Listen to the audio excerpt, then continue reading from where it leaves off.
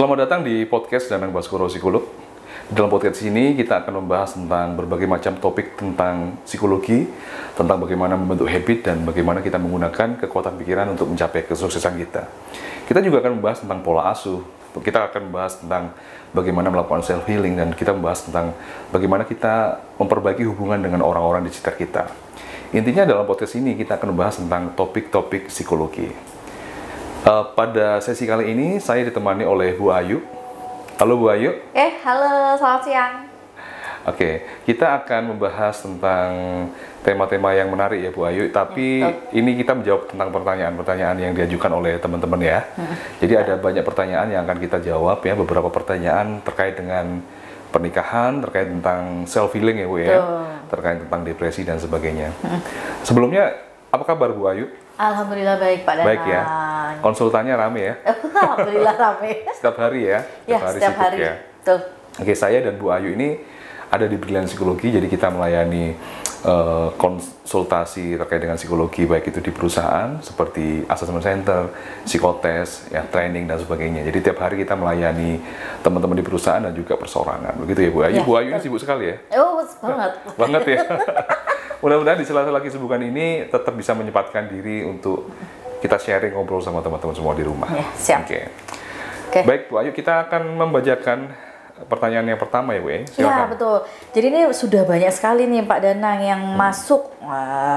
Kita jawab dulu ini yang pertama. Nah, bagaimana menjalin hubungan yang baik dengan anak dengan kondisi orang tua tunggal?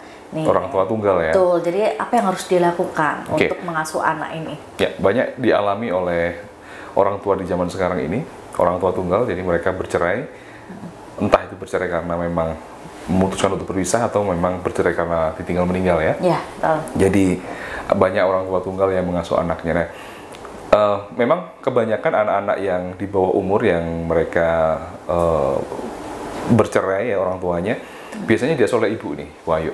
Jadi diasuh oleh ibu, dan banyak penelitian yang menyatakan bahwa ibu yang single parent ini rentan sekali mengalami stres. Gitu, karena kita tahu ya, seorang ibu itu kan selain juga ada peran untuk bekerja, kalau misalkan single parent misalkan ya, lalu peran untuk menafkahi dari keluarga, dan juga yang paling penting mengasuh anak. Dan kita tahu ya, Anda juga seorang ibu rumah tangga, saya juga bapak rumah tangga yang selalu intens dengan istri saya, jadi sudah paham bagaimana kerasnya, bagaimana susahnya seorang ibu itu mendidik anaknya gitu ya. Jadi stresor itu akan banyak sekali dihadapi oleh seorang single parent. Nah, kalau ada suami itu akan lebih terbantu kalau misalkan suaminya mau incas di situ ya, mau bareng-bareng. Tapi kalau dia sendiri ya single parent, ini akan menjadi suatu hal yang sangat berat sekali, karena ada banyak hal yang itu tidak cuma finansial, tapi secara emosional ya, itu menguras banget kan untuk anak begitu. Terus sebagai peran kan dia double ya Pak. Sebagai peran dia pasti double. Ya, sebagai peran dia pasti double. Dan ini akan membuat putaran yang terus-menerus tanpa henti.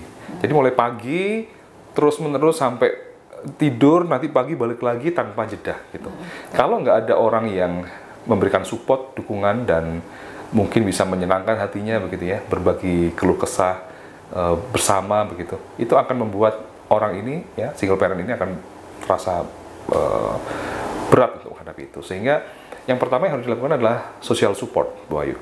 Jadi siapa orang-orang yang bisa memberikan support bagi dirinya, bisa kakek nenek dari si anak ini, atau bapak ibunya, bisa juga dari saudara-saudaranya, atau bisa juga kalau misalkan punya uang lebih bisa menyewa pembantu misalkan, menyewa babysitter misalkan, itu juga bisa meringankan gitu.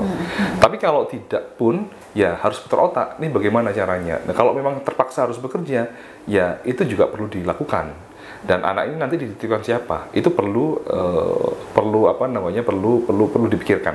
Sehingga di sini yang penting juga, Bu Ayu, selain social support kita harus memikirkan itu, yang berikutnya adalah bagaimana kita menjalin hubungan baik. Jangan sampai kita hanya butuhnya saja waktu kita meminta pertolongan mereka, tapi sebelum-sebelumnya kita tidak menjalin hubungan baik. Tidak hanya menjalin hubungan baik, tapi menjalin kedekatan. Jadi bagaimana kita dekat dengan mereka, sehingga ketika kita meminta tolong, ya itu kita punya kita diperhatikan gitu. Yang ketiga adalah belajar bagaimana mengendalikan emosi dan pikiran, ya, belajar caranya self healing, dan me time ini jadi sangat penting. Meskipun kayaknya nggak terlalu ngefek untuk kehidupan kita secara keseluruhan, tapi misalkan kita setelah sholat lalu berdoa beberapa waktu, lalu kita juga melakukan me time, ya mungkin kita sendiri dulu dan sebagainya yang menyenangkan hati kita, itu menjadi sangat penting untuk meregulasi emosi kita.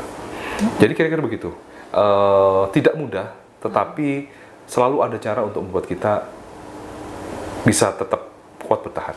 Nah, kira-kira begitu. Ya mungkin dia juga bisa sharing-sharing mungkin ya ke temannya, mengeluarkan keluh kesah. Jadi seolah-olah bukan cuma dia aja nih, tapi dia bisa mendapatkan ini ya, kasarnya sudut pandang dari yang lain gitu. Jadi dia nggak merasa aduh hidupnya dia jadi yang paling berat gitu. Padahal kan dia juga bisa melihat orang lain mungkin punya permasalahan yang berbeda-beda gitu ya. Betul sekali. Oke, kita lanjut ke pertanyaan berikutnya nih, Pak Danang.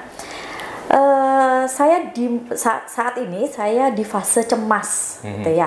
Jadi saya sudah banyak mempraktekkan, mendengarkan audioterapi, hipnoterapi, kemudian saya juga rajin melakukan self talk dan juga melakukan afirmasi diri. Tapi sepertinya semakin overthinking nih. Nah, karena menurut dia itu dia nggak ada perubahan dalam hidupnya, jadi gitu-gitu aja nih seperti itu. Kemudian saya sadar akan kecemasan ini, tapi sulit untuk menghilangkan. Pertanyaannya, apakah ada batasan, Pak Danang, berapa kali saya bisa mendengarkan audio hipnoterapi dalam satu hari?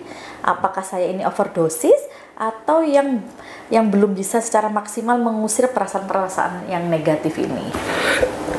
Oke. Menarik ya.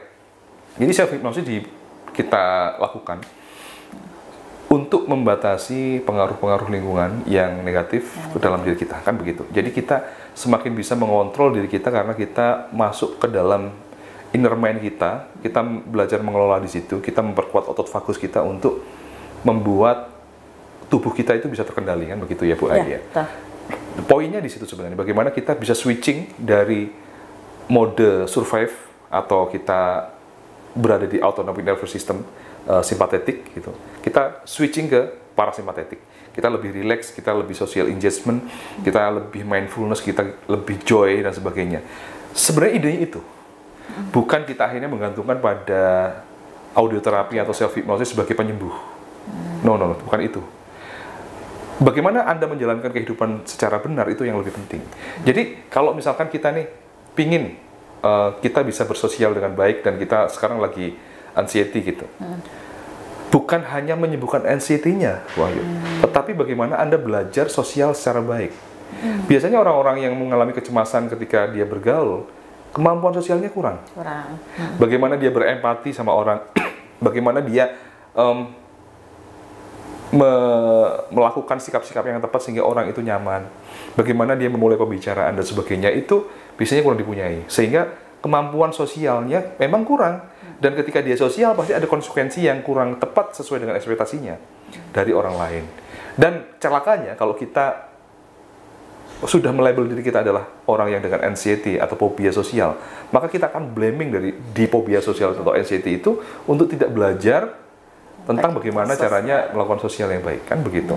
Karena melakukan kemampuan sosial atau meningkatkan kemampuan sosial itu perlu latihan dan itu perlu kerajinan gitu. Jadi kita tuh perlu rajin, perlu benar-benar intens untuk melakukan itu, dan tidak banyak orang yang bisa melakukan itu. Jadi overdosis atau enggak, bukan itu masalahnya, tetapi apakah Anda mengaplikasikan apa yang sudah Anda tanamkan dalam diri Anda, diaktualkan dalam bentuk perilaku. Karena ya itu tadi, kembali lagi, pada akhirnya kita akan menjalani kehidupan yang benar sehingga kita menjadi sembuh.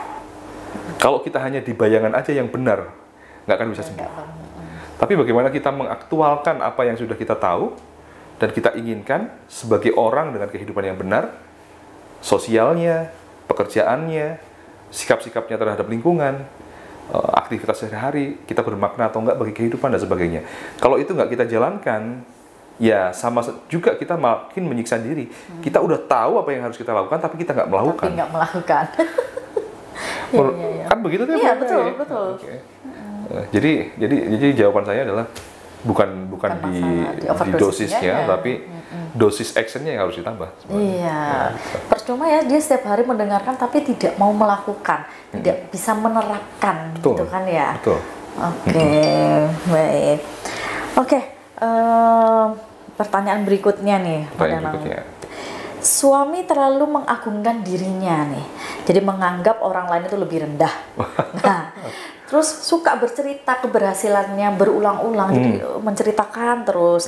Nah, kemudian kedua anak kami ini muak dengan cerita yang terus-terusan disampaikan oleh papanya ya. Nah, terus papanya ini juga suka merendahkan anak-anak, gitu. Betul. Nah, sampai anak-anaknya ini pengen kabur dari rumah karena sudah nggak betah. Nah, terus sebagai ibu atau mama, apa yang harus dia lakukan nih Pak Danang untuk menghadapi situasi di dalam rumah seperti itu ya, kayak gitu? Ya perlu mempertemukan ya antara yang melakukan dengan yang komplain, gitu ya. Masalah itu akan jadi masalah kalau ada yang mempermasalahkan. Benar nggak? Iya, betul. Masalah itu akan menjadi masalah kalau ada yang mempermasalahkan. Kalau tidak ada yang mempermasalahkan, maka itu bukan masalah. Gitu. Dan tidak perlu penyelesaian masalah pada akhirnya. Jadi ya siapa yang mengeluhkan itu dan siapa yang membuat mereka mengeluhkan, berarti harus ditemukan antara bapak dan anaknya. Ya, lalu difasilitasi untuk ngobrol sebenarnya apa sih yang dikeluhkan dan maksud bapak untuk seperti itu apa kan gitu. Ada orang-orang yang memang kategorinya adalah narsisistik ya. Narsisistik ini adalah orang yang terlalu melihat dirinya itu penting dan dia gimana pun caranya akan membuat orang lain itu lebih rendah dari dirinya gitu. Dengan cara merendahkan, dengan cara mengejek dan sebagainya. Setelah itu dia akan yakin bahwa dirinya ini hebat gitu. Nah, ini ada waham kebesaran biasanya di situ. Nah, ini sebenarnya adalah mekanisme pertahanan diri dari seorang untuk insecurity-nya. Dia sebenarnya nggak aman, nggak nyaman dengan dirinya sendiri. Dia nggak percaya bahwa dirinya hebat, sehingga dia perlu menciptakan kata-kata ya untuk merendahkan orang lain juga, sehingga dia yakin bahwa dirinya itu lebih hebat dari orang lain. Ini sebenarnya adalah waham atau delusinya dia, keyakinan yang semu sebenarnya. Nah, orang-orang seperti ini biasanya juga dididik oleh orang tua yang terlalu membesar-besarkan prestasi anaknya, meskipun dia sebenarnya nggak terlalu begitunya gitu ya. Anakku ini hebat dan sebagainya. Terlalu mengagungkan dari kecil gitu, sehingga anak terbiasa mekanisme copingnya seperti itu.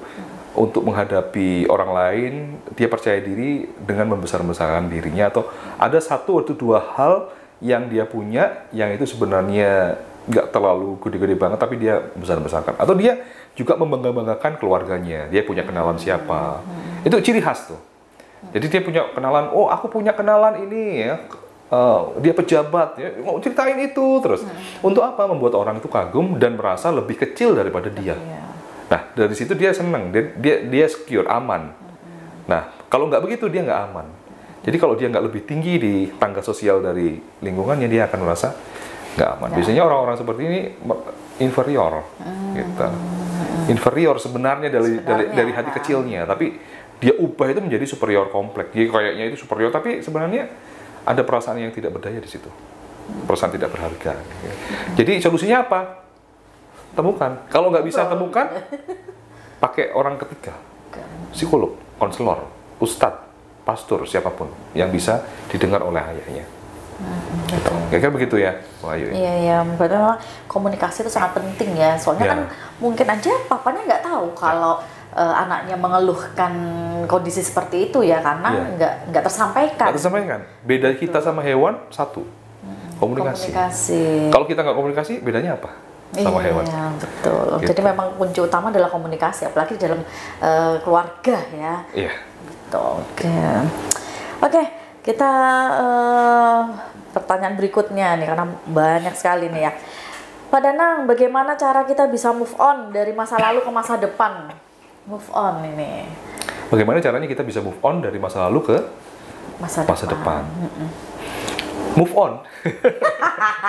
Iya ya, kalau dia diem aja ya, mau cuma bilang aja move on, tapi kalau nggak melakukan apa-apa ya sama aja ya. Move on. Nah, apa maksudnya? Kita harus perjelas definisi dari move on. Move on itu berarti kan melihat ke depan. dan bergerak untuk menuju ke depan. Nah, kita nggak bisa bergerak ke depan kalau kita nggak punya rencana, kan begitu. Jadi banyak orang itu yang sebenarnya tidak hidup dalam rencananya. Banyak orang itu yang menjalani rencana orang lain, atau dia menjalani yang dia tidak mengerti itu sedang menjalani apa, nggak tahu dia. Makanya sehari-hari dia bosen. Ini nanti mau ngapain ya? Besok mau ngapain ya? Minggu lagi mau ngapain ya? Nggak ngerti, pandangannya gelap, akhirnya depresi kan gitu. Jadi kalau Anda mau move on, Anda sudah menentukan goals. Apa nanti ke depan yang ingin Anda capai? Harus ada tujuan ya, tujuan dari hidupnya dia mau apa nih? Mau apa nih? Beberapa orang meremehkan hal itu. Ya, kita mengalir aja. Kita santai-santai aja. Padahal di dalam agama kita juga nggak begitu.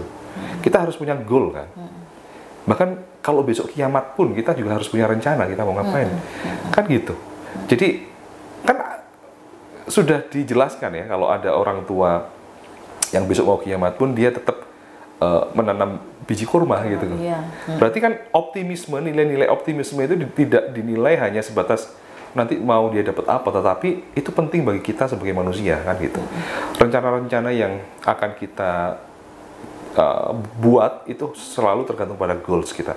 Kalau kita di dunia ini nggak punya goals, kalau Anda tidak menentukan goal sendiri, maka ya bagaimana Anda buat rencana? Kalau Anda tidak punya rencana, bagaimana Anda mau menjalani rencana itu? Betul. Gitu kan? Jadi rencana itu menjadi sangat penting. Nah, pertanyaannya adalah rencana ini ditemukan, goal ini ditemukan atau diciptakan kan begitu?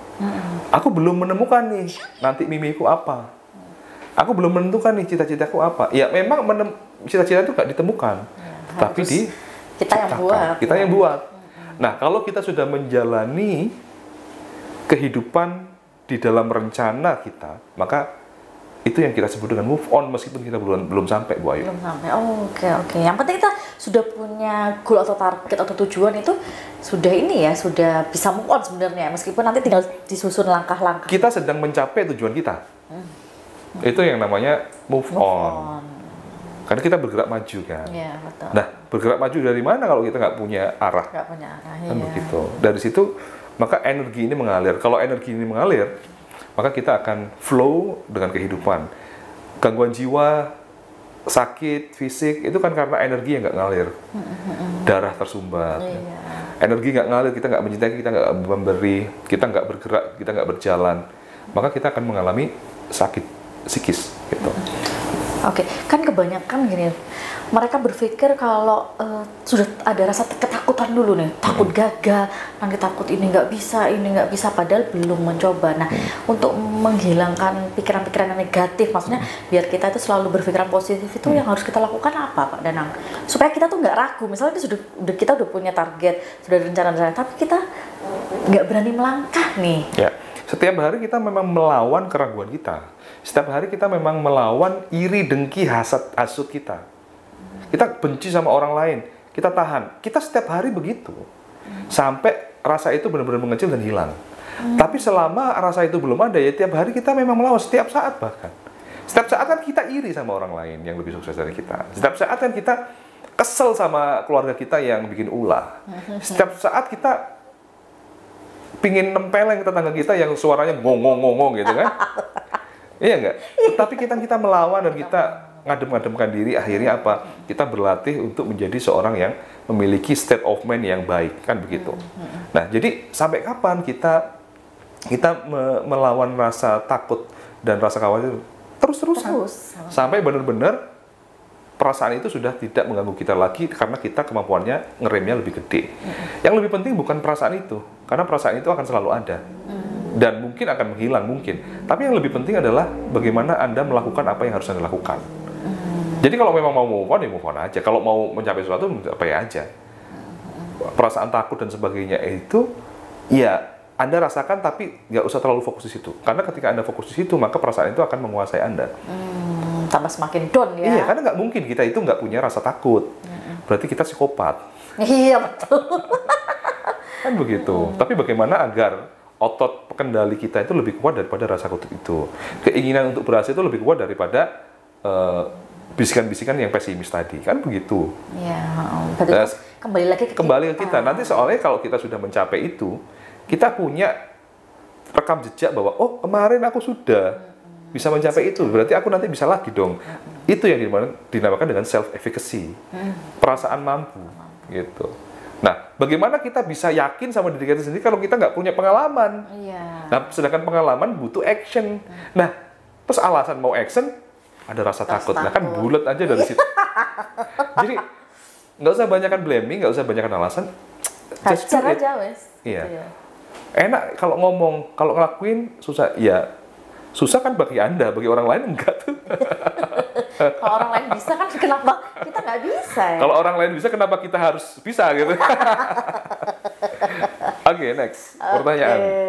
Oke, pertanyaan berikutnya nih. Ini agak panjang ini, masalah jodoh. Jadi dia itu mamanya itu mau menjodohkan dia harus sama laki-laki yang punya pekerjaan PNS, gitu. Tapi sebenarnya dia melihat orang tuanya ini hubungannya ini kurang harmonis. Gitu. Kemudian dia punya pikiran, nah apakah pilihan mamaku ini sudah yang terbaik? Padahal dia melihat hubungan mama sama papanya aja nggak baik nih, kurang harmonis gitu. Jadi dia bingung ya, atau dia memiliki kecemasan, apakah memang pilihan mamaku yang terbaik dan apakah harus PNS seperti itu? Ya. Pertanyaannya. Ya, kalau ada jodoh, orang tua ngasih jodoh, orang tua menyarankan untuk kita berpasangan kepada seseorang dan orang itu baik, rupawan, uangnya banyak, soleh. Gitu. Oh, idaman banget. Kenapa enggak kan gitu ya? Masalahnya adalah kalau orang tua hanya nuntut. Sedangkan kita cari yang seperti itu susah. Ya kan begitu. Itu kan tuntut. Jadi banyak orang tua itu yang sebenarnya memproyeksikan kekhawatiran atau penyesalan di masa lalunya ke anaknya. Dan itu nggak terlalu tepat ketika dipaksakan. Kalau hanya diproyeksikan dengan kata-kata sih oke, tapi kalau dipaksakan tidak ekologis, itu sesuatu yang sangat menyiksa bagi anak. Nah, anak kadang-kadang bingung dengan kriteria orang tua. Dia menuntut A, B, C, D tapi nggak mau nyariin. Harus PNS, ya. Harus ganteng, harus soleh, gitu kan. Harusnya aja, mana orangnya, gitu kan. Jadi Anda boleh ngomong sama orang tua, cariin dong, tapi yang sesuai dengan kriteria persis loh. Gitu. Nah, ini nyari kan nggak mudah ya. Iya, betul. Nyari kan nggak mudah. Jadi, menurut saya, kembali lagi ke kita, ya, apakah kita harus berkutat pada masalah itu, ataukah kita mau ya cari jodoh aja. Kalau kita blaming kepada harapan orang tua yang sebenarnya itu masih bisa dinego, masih bisa dibicarakan, maka kita fokus pada masalah, dan hukumnya adalah ketika kita fokus pada masalah itu semakin besar. Semakin besar, iya, karena nggak cari solusinya. Nggak cari solusinya, dan kita akan tetap seperti itu. Jadi intinya, kita itu nggak akan berubah, kehidupan kita itu nggak akan berubah kalau kitanya nggak berubah. Bagaimana kita berubah kalau kita blaming sama orang? Nah, ini tidak menyalahkan siapapun, tetapi ini logikanya. Kalau Anda fokus pada bagaimana harapan orang tua masalahnya ini, maka masalah itu nggak akan selesai. Tapi fokus pada kualitas pribadi. Sudah bagaimanakah aku? Dan usahaku untuk mencari jodohnya seperti apa? Nah, kalau kita mencari dan kita mengubah diri dan kita atraktif untuk beberapa orang yang kualitasnya baik, kalau memang orang itu baik, masa sih orang tua nggak mau? Jangan-jangan kita masih fokus pada masalah daripada solusinya, Bu Ayu. Oke, berarti kan balik lagi ya, kembali ke diri kita sendiri ya. Maksudnya kita mau usaha apa sih sudah kita lakukan gitu. Maksudnya kita introspeksi juga ya, ketika orang tua misalnya menuntut ini, apakah kita sudah memantaskan diri kita untuk mendapatkan laki-laki atau perempuan yang baik gitu ya, karena kan tahu sendiri Allah akan memberikan jodoh kita orang yang baik ketika kita memang orang yang baik gitu kan. Jadi nggak usah mikir yang macam-macam, ketika kita sudah melakukan yang terbaik, insya Allah pasti akan mendapatkan pasangan yang baik juga, kayak gitu kan Pak Danang ya. Betul. Masalah itu sederhana, yang rumit orangnya. Iya, betul. Masalah itu sederhana, yang rumit orangnya. Baik, mungkin itu dulu Ibu Ayu sesi pertama. Kita akan lanjutkan di sesi kedua. Teman-teman selalu pantau di YouTube kami di Psikolog Danang Baskoro. Teman-teman bisa subscribe, bisa like, bisa share, bisa komen di bawah. Kalau ada pertanyaan nanti kita akan bacakan. Saya dan Bu Ayu mohon pamit. Assalamualaikum warahmatullahi wabarakatuh. Assalamualaikum warahmatullahi wabarakatuh.